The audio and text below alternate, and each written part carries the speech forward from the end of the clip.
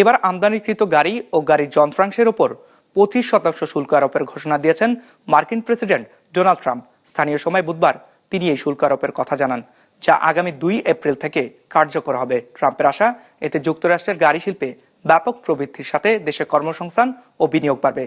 বিশ্লেষকরা বলছেন, ট্রাম্পের এই সিদ্ধান্তে মিত্র দেশগুলোর সঙ্গে সম্পর্কের টানাপোড়েন দেখা দিতে পারে। ডেস্ক রিপোর্টে বিস্তারিত। 250-টিরও বেশি ডিজাইন অপশন নিয়ে ওয়ালটন স্মার্ট ফ্রিজ, বোঝে আপনার প্রয়োজন। মার্কিন প্রেসিডেন্ট হিসেবে দ্বিতীয় মেয়াদে ক্ষমতা গ্রহণের আগেই কানাডা, মেক্সিকো ও চীনের উপর শুল্ক আরোপের ঘোষণা দিয়েছিলেন ডোনাল্ড ট্রাম্প। প্রেসিডেন্ট হিসেবে দায়িত্ব নেওয়ার পর তা কার্যকর করেন।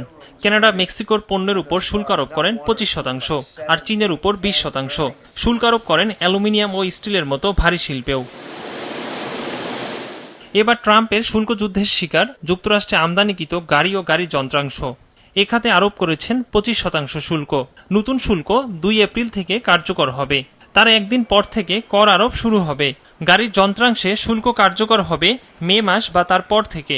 We'll effectively be charging a 25% tariff, but if you build your car in the United States, there is no tariff. And what that means is a lot of foreign car companies, a lot of companies are going to be in great shape because they've already built their plant, but their plants are underutilized, so they'll be able to expand them inexpensively and quickly. But others will come into our country and build, and they're already looking for sites. They're looking for mostly sites. They don't want to take the old buildings that are empty and falling down. They want to build new, and there's tremendous action. ট্রাম্পের দাবি, এই শুল্ক আরোপ যুক্তরাষ্ট্রের গাড়ি শিল্পে ব্যাপক প্রবৃদ্ধি আনবে।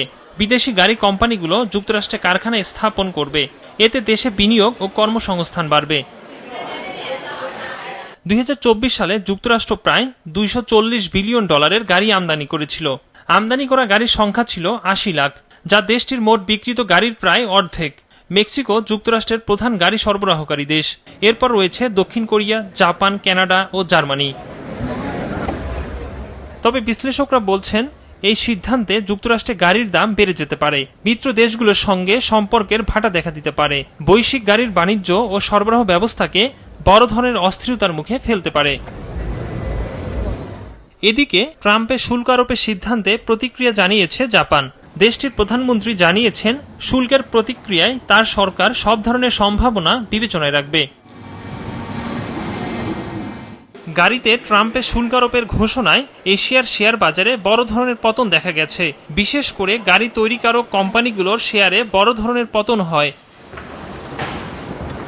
একরামুল ইসলাম খান, বিজনেস রিপোর্ট, মাছরাঙ্গা টেলিভিশন।